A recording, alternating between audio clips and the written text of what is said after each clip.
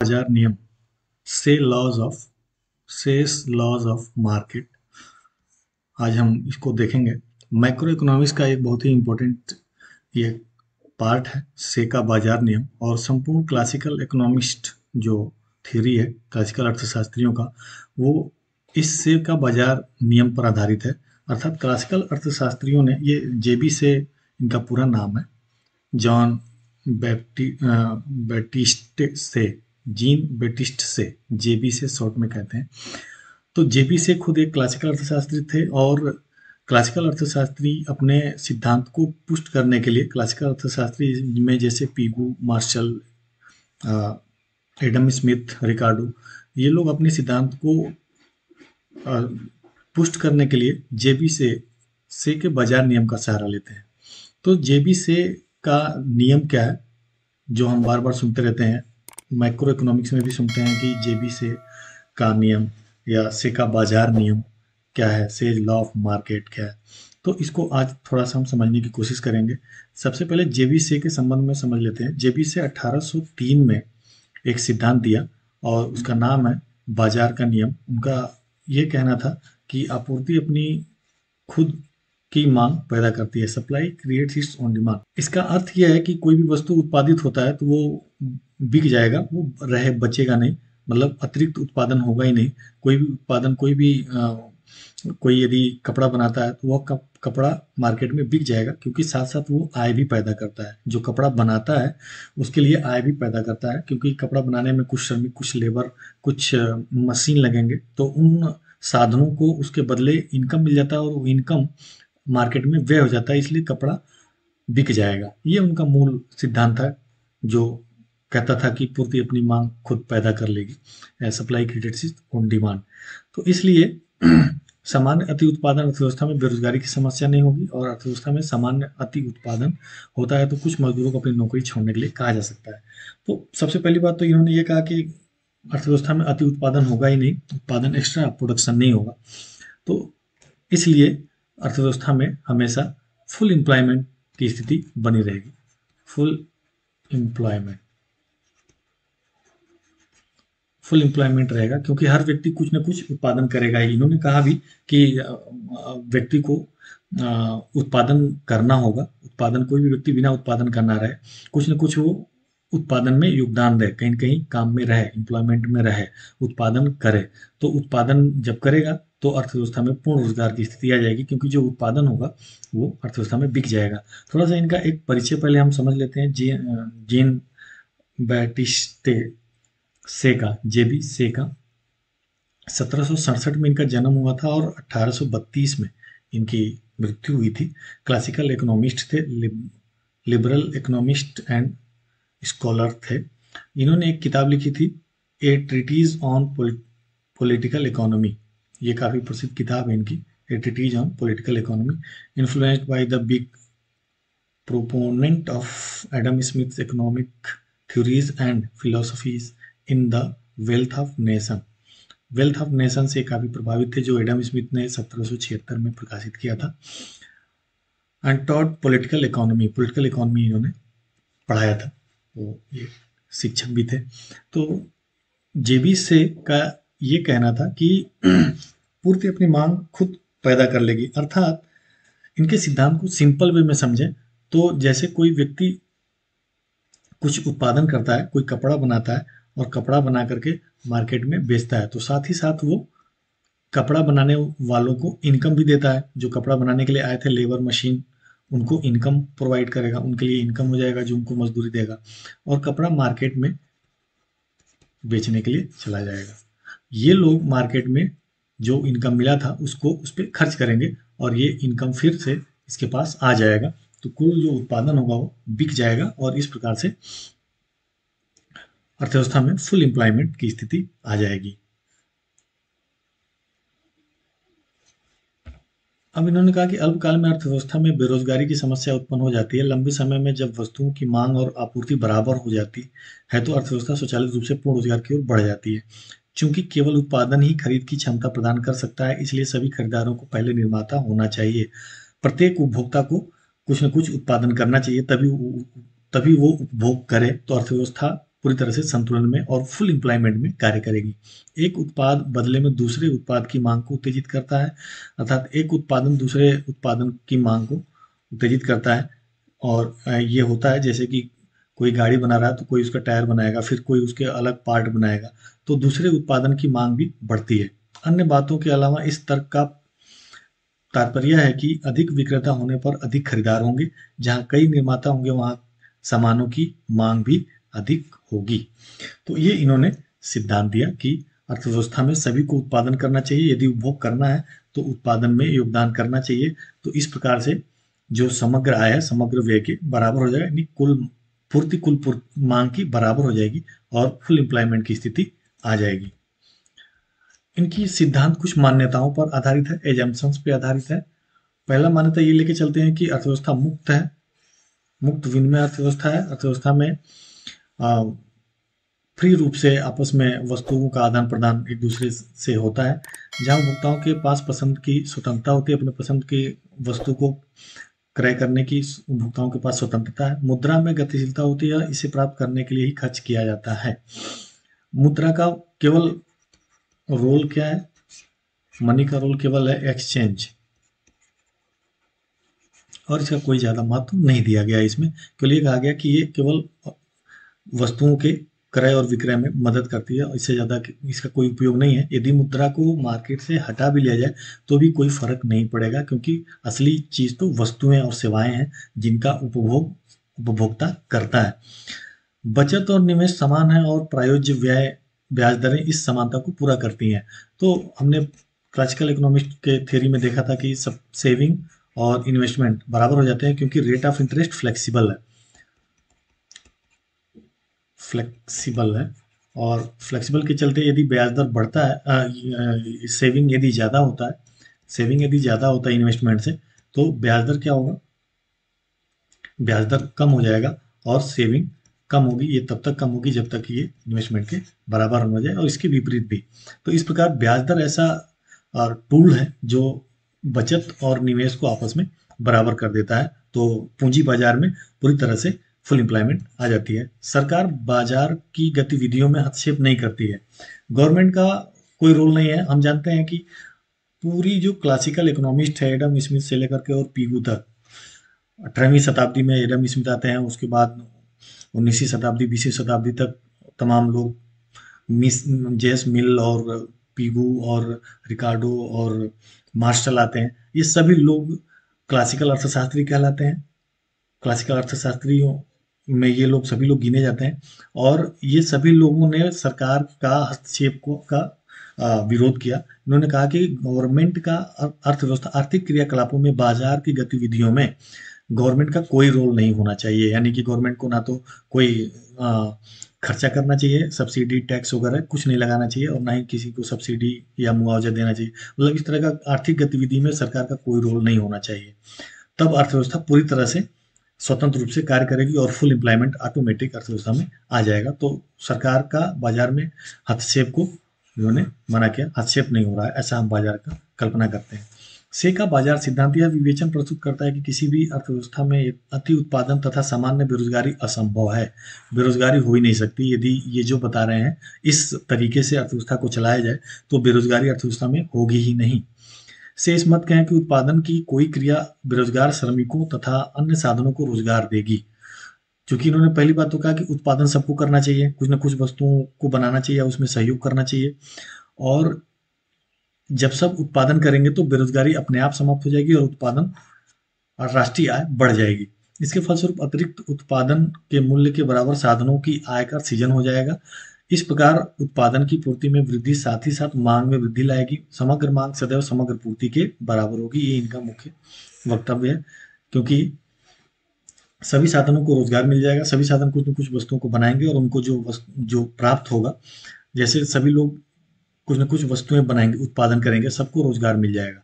सबको रोजगार मिल जाएगा तो उनको इनकम मिलेगा, इनकम प्राप्त होगा, और ये सभी मार्केट में वस्तुएं बेची जाएंगी। तो सभी लोग अपनी आवश्यकताओं को पूर्ति करने के लिए मार्केट में जाएंगे, क्योंकि मुद्रा को वो अपने पास नहीं रखते हैं। ऐसा क्लासिकल अर्थशास्त्री मानते थे। मुद्रा अपने पास नहीं रखी जाएगी और सभी लोग मुद्रा को वस्तुओं पे व्यय कर देंगे, तो ऐसी स्थिति में फुल एम्प्लॉयमेंट की स्थिति आएगी और समग्र मांग समग्र पूर्ति के बराबर होगी। ये समग्र पूर्ति हो गई और ये समग्र मांग हो गया, एग्रीगेट डिमांड, और ये एग्रीगेट सप्लाई हो गया, और ये एग्रीगेट डिमांड बराबर हो जाएगा एग्रीगेट सप्लाई के। अर्थव्यवस्था में पूर्ण रोजगार की स्थिति आ जाएगी और संतुलन की स्थिति भी आ जाएगी। इसलिए क्लासिकल अर्थशास्त्रियों ने प्रायः अपने मत के समर्थन के लिए से के बाजार सिद्धांत का सहारा लिया। तो यही से का बाजार सिद्धांत है कि ये कहती है कि पूर्ति अपनी मांग का सृजन स्वयं कर लेती है, supply creates it's on demand, जिसका आशय है कि कोई भी उत्पादक जो बाजार में वस्तुओं को लाता है वो केवल अन्य वस्तुओं को बदलने के लिए लाता है। तो इसको थोड़ा और इजी वे में यहाँ पे हम समझने की कोशिश करेंगे। मान लेते हैं कि कोई भोजन बनाता है, केवल फूड उत्पादन करता है, जैसे कृषि में कृषि करता है और केवल भोजन उत्पादन करता है। एक है जो केवल मकान बनाता है या घर बनाता है, होम, और एक है जो कपड़ा बनाता है, क्लोथ बनाता है, कपड़ा। तो इनका ये कहना था कि सभी लोगों को कुछ न कुछ उत्पादन करना चाहिए। ऐसी स्थिति में क्या होगा, कपड़ा बनाने वाला अपनी आवश्यकता से अधिक कपड़ा बनाएगा, क्योंकि उसे और भी आवश्यकताएं पूरी करनी है, भोजन चाहिए, घर चाहिए। तो वो जो अपनी आवश्यकता से अधिक जितनी भी मात्रा में उत्पादन करेगा, वो उत्पादन फूड वाले से एक्सचेंज कर लेगा। कुछ कपड़ा देकर के इससे भोजन ले लेगा और कुछ कपड़ा इसको देकर के घर के लिए व्यवस्था कर लेगा। इसी प्रकार फूड वाला करेगा, फूड वाला अपने भोजन से अतिरिक्त उत्पादन करेगा, ज़्यादा उत्पादन करेगा, और ज़्यादा उत्पादन करके अतिरिक्त भोजन या फूड दे करके घर से अपना ले लेगा, घर ले लेगा, और उसी से कपड़ा की व्यवस्था कर लेगा। और यही घर वाला भी जो घर बना रहा है वो भी फूड ले लेगा, अपना घर बना करके दूसरों का भी घर बनाएगा और फूड ले लेगा और इनसे कपड़ा ले लेगा। इस तरह से ये उत्पादन सारा बिक जाएगा और सब चलता रहेगा। अब इनका ये कहना था कि इसमें यदि मनी आ जाए, मुद्रा को भी शामिल कर लिया जाए, तो भी कोई फर्क नहीं पड़ेगा इन वस्तु विनिमय प्रणाली पे, क्योंकि ये सिर्फ ये करेगा कि मुद्रा विनिमय का माध्यम कर लेगा। जैसे क्लोथ वाला सबसे पहले मनी ले जाएगा, मनी मार्केट में बेच देगा, जैसे मार्केट है, इसमें मुद्रा के रूप में प्राप्त कर लेगा।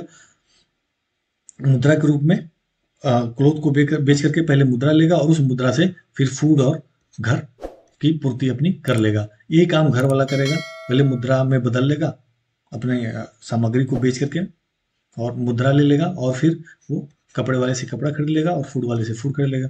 फूड वाला भी अपना जो अतिरिक्त उत्पादन किया है उसको बेच करके और पैसा प्राप्त कर लेगा, उस पैसे से क्लोथ और मकान को खरीद लेगा, और इस तरह से अर्थव्यवस्था चलती रहेगी, फुल एम्प्लॉयमेंट में रहेगी।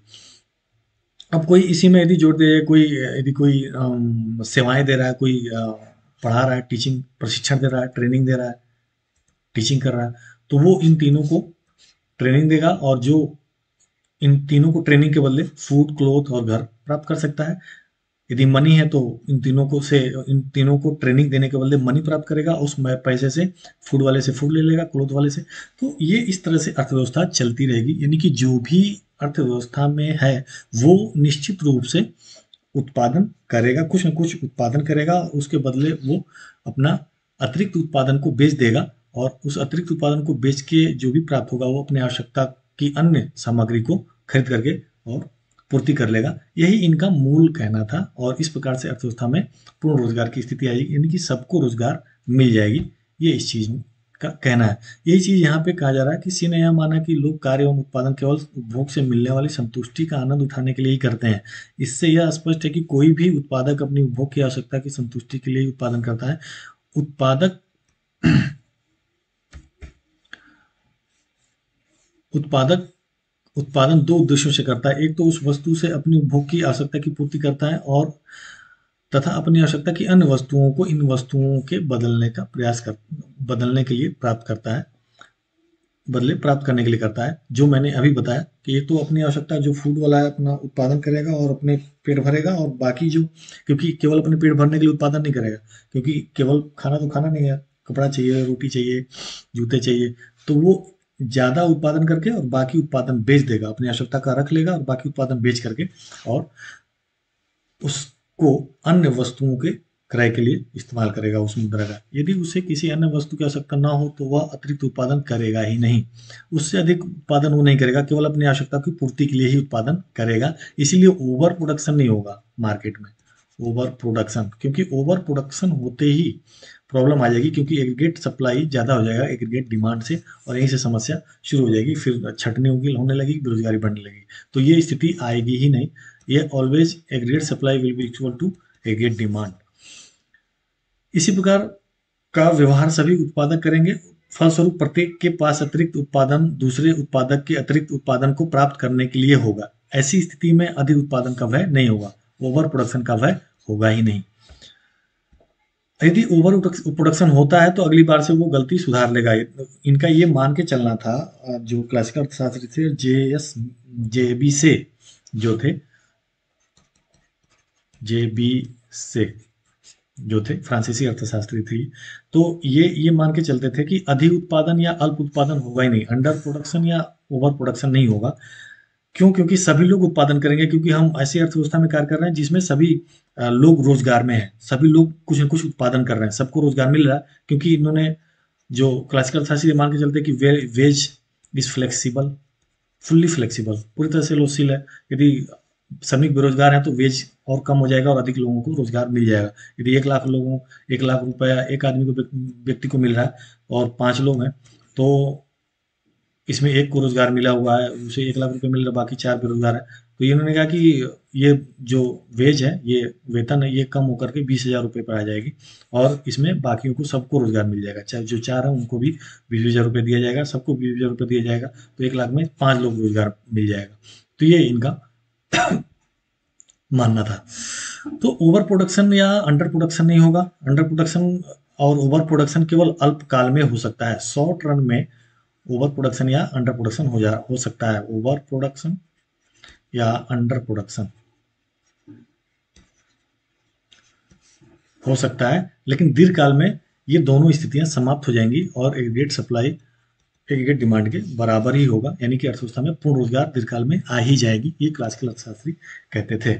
से इस बात को स्वीकार करते हैं कि किसी विशेष उद्योग का उत्पादन अस्थायी रूप से मांग से अधिक अथवा कम हो सकता है। इस प्रकार की अवस्था केवल साहसी की मांग संबंधी अनुमान का गलत होने के कारण हो सकता है कि वो अधिक उत्पादन या कम उत्पादन हो जाए। साहसी इस गलती को शीघ्र दूर कर लेगा, अधिक उत्पादन तथा अल्प उत्पादन की स्थिति समाप्त हो जाएगी, यानी कि अल्पकाल में ही होगा, दीर्घकाल में ये समाप्त हो जाएगी। से के अनुसार सामान्य अधिक उत्पादन की अवस्था असंभव है। जेम्स मिल ने यह मत प्रकट किया कि उपभोग तथा उत्पादन दोनों अन्योन्याश्रित हैं तथा साथ साथ चलते हैं। उपभोग तथा उत्पादन, इसलिए अति उत्पादन और अल्प उत्पादन नहीं होगा। से सिद्धांत का सबसे अधिक समर्थन जॉन स्टुअर्ट मिल जेएस मिल ने किया। उनके अनुसार प्रत्येक विक्रेता आवश्यक रूप से क्रेता होता ही है। तो जो भी वस्तु बना रहा है वो उपभोक्ता भी है, जो उत्पादक है वो अनिवार्य रूप से उपभोक्ता है। तो सभी व्यक्ति उपभोक्ता हैं। अर्थव्यवस्था में सभी जो मानव प्राणी हैं वो सभी उपभोक्ता हैं, और वो सभी मांग करते हैं, वस्तुओं का उपभोग करते हैं। और इसीलिए कहा से ने कि उनको उत्पादन भी करना चाहिए। तो उत्पादन करने से समग्र पूर्ति समग्र मांग के बराबर हो जाएगी, अर्थव्यवस्था में पूर्ण रोजगार की स्थिति रहेगी।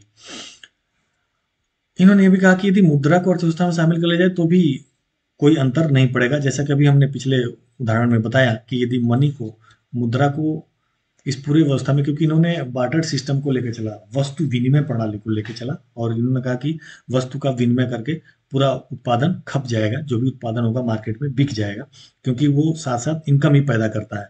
मैं ये बार बार कहता हूँ कि इसको समझना बहुत जरूरी है कि जो भी वस्तु का उत्पादन होता है, जैसे जूता बनाया गया तो यह मार्केट में जाएगा बिकने के लिए, ठीक है। लेकिन जूता बनाने में जो बहुत सारे लोग काम में थे, साधन जो मशीन और लेबर थे, उनको इनकम भी मिलता है। तो ये इनकम मिलता है, इनको जूते की जरूरत पड़ेगी ही, और ये जूता पे व्यय करेंगे और ये इनकम फिर यहाँ पे चला आएगा, तो उत्पादन सारा बिक जाएगा। यही इनका मुख्य कहना था कि इसीलिए जो भी उत्पादन है वो अपनी मांग खुद सृजित कर लेगी, जो भी पूर्ति है अपनी मांग खुद सृजित कर लेगी। इसके पीछे कारण सिर्फ यही है कि पूर्ति के साथ साथ उसकी मांग अपने आप स्वतः सृजित हो जाती है, क्योंकि इनकम लोगों के हाथ में चला जाता है और वो उसकी मांग करेंगे ही करेंगे। तो इससे मनी के आने से कोई फर्क नहीं पड़ेगा, क्योंकि उन्होंने मनी को निरर्थक माना कि कोई भी व्यक्ति मुद्रा अपने पास नहीं रखेगा, संचय नहीं करेगा। उन्होंने कहा भी वस्तु का संचय नहीं किया जाएगा, इस स्थिति में मुद्रा का भी संचय नहीं करेगा कोई भी व्यक्ति। तो मनी का संचय नहीं करेगा, मनी का उपयोग केवल वस्तुओं के लेन देन के लिए उपयोग किया जाएगा। पहले अपने वस्तु को मनी में बदल लेगा और फिर दूसरे वस्तुओं को खरीद लेगा जाकर के उस मुद्रा से। तो मनी अर्थव्यवस्था में इस पूरे प्रक्रिया में कोई अंतर नहीं डालेगी मुद्रा के आने से। इन अर्थशास्त्रियों ने अनुभव किया कि मुद्रा के बीच में आने से सेका बाजार सिद्धांत के मूल विचार में कोई परिवर्तन नहीं आएगा। अंतर केवल यही होगा कि इस प्रकार की अर्थव्यवस्था में विनिमय वस्तुओं के माध्यम से न होकर मुद्रा के माध्यम से होगा। सभी लोग मुद्रा के रूप में पहले वस्तु बदलेंगे, तब ले जाएंगे। फूड वाला अपने फूड को पहले मुद्रा में बदलेगा, मुद्रा बेच करके मुद्रा लेगा, फिर ले जाकर के अपना घर खरीदेगा और जूते कपड़े खरीदेगा। शेष को बेचकर पहले मुद्रा प्राप्त करेगा, इसके बाद मुद्रा से अपनी आने वाली वस्तुओं को क्रय कर लेगा। इस प्रकार प्रक्रिया तो वही रहेगी। अंतर केवल इतना होगा कि प्रत्यक्ष रूप से वस्तु के बदले वस्तु न पा करके मुद्रा के माध्यम से प्राप्त करेगा। यहाँ यहाँ भी निश्चित है कि उत्पादक जैसे पहली अवस्था में वस्तु का संचय नहीं करता था, उसी प्रकार इस अवस्था में मुद्रा का भी संचय नहीं करेगा। वह संचय करेगा भी नहीं, क्योंकि इन अर्थशास्त्र ने मुद्रा को पूर्णतया निष्फल, बेकार माना। मुद्रा एक बेकार चीज है। चावल तो खाया भी जा सकता है, लेकिन मुद्रा को तो हम खा भी नहीं सकते हैं। तो इसलिए इन्होंने मुद्रा को केवल एक माध्यम माना कि वो एक सहयोग करता है वस्तुओं के। मुद्रा को हटा लीजिए तो कोई फर्क नहीं पड़ेगा। और अभी वर्तमान में हम देख रहे हैं कि मुद्रा खत्म ही होने वाला है। मुद्रा अब डिजिटल पेमेंट आ रहा है, तो फिजिकल रूप में तो मुद्रा समाप्ति हो गया है। अब इनकी कुछ आलोचनाएं हैं। इस जेबीसे के सिद्धांत की आलोचना की गई, खासकर प्रोफेसर केन्स ने बहुत ज़्यादा आलोचना की।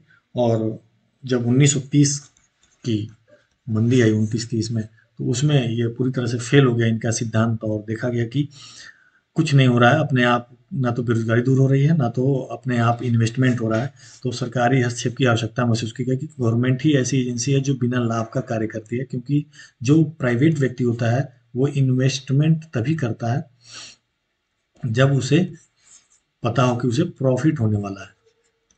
और यदि प्रॉफिट नहीं होगा तो वो इन्वेस्टमेंट भी नहीं करेगा और अर्थव्यवस्था में बेरोजगारी बढ़ती जाएगी। तो ऐसी स्थिति में गवर्नमेंट ही एकमात्र अंतिम उम्मीद है जो अर्थव्यवस्था से बेरोजगारी दूर कर सकती है। तो किन्स ने कहा कि सरकार को लोगों को पैसे देने चाहिए, भले ही उसको गड्ढे खुदवाना हो और उसको फिर भरवाना हो, लेकिन उसको कुछ काम करा के लोगों को पैसे दो बिना लाभ हानि के। और लोगों के हाथ में जब पैसे जाएंगे तो मार्केट में डिमांड करेंगे और फिर से अर्थव्यवस्था में डिमांड बढ़ेगी, फिर उत्पादन बढ़ेगा, फिर प्रॉफिट की आशा में इन्वेस्टमेंट बढ़ने लगेगा। मुद्रा की उपेक्षा की गई, मुद्रा के संचय की खासकर उपेक्षा की गई, लेकिन यह पाया गया कि मुद्रा एक महत्वपूर्ण साधन है। चाहे इन्वेस्टमेंट हो, चाहे उपभोग हो, या यह मूल्य का संचय। सबसे बड़ी चीज़ ये है कि ये मुद्रा मूल्य का संचय, संपत्ति का संचय है। ऐसा हो सकता है कि लोग अन्य संपत्तियों का अपेक्षा वो मनी को संचय करने में ज़्यादा रुचि लें, तो इसलिए मुद्रा का हम उपेक्षा नहीं कर सकते। मंदी और अवसाद के स्वतः समाप्त होने की संभावना नहीं है। 1929 और 30 में जो मंदी आई थी, उसमें ये साबित हो गया कि मंदी अपने आप समाप्त नहीं होती है, और कीमतें चाहे भले भी कितना भी नीचे आ जाए, अपने आप उसकी मांग नहीं बढ़ती है, क्योंकि लोग सोचते हैं कि कीमतें अभी और नीचे आएंगी। इस चक्कर में वो डिमांड नहीं करते हैं और अर्थव्यवस्था में मंदी की स्थिति बढ़ती ही जाती है। मांग की उपेक्षा की गई इनके सिद्धांत में। हर तरफ केवल कहा गया कि supply creates its own demand. केवल सप्लाई की बात की गई कि हर व्यक्ति को उत्पादन करना चाहिए, लेकिन मांग की उपेक्षा की गई। और सप्लाई यदि कर दिया जाए लेकिन मांग ना हो, क्योंकि अमीर की जो मार्जिनल प्रोपेसिटी टू कंज्यूम होता है वो कम होता है, गरीब की मार्जिनल प्रोपेसिटी टू कंज्यूम ज़्यादा होता है। तो एमपीसी यदि अमीर ज़्यादा है और एमपीसी उनकी कम हो गई तो डिमांड कम हो जाएगा। डिमांड कम हो जाएगा तो अति उत्पादन या ओवर प्रोडक्शन की स्थिति आ जाएगी, जिससे अर्थव्यवस्था में बेरोजगारी बढ़ सकती है और मंदी की स्थिति आ सकती है। तो ये था जेबीसे के सिद्धांत, जो कहता है कि पूर्ति अपनी मांग स्वयं सृजित करती है। आई होप कि आपको समझ में आया होगा।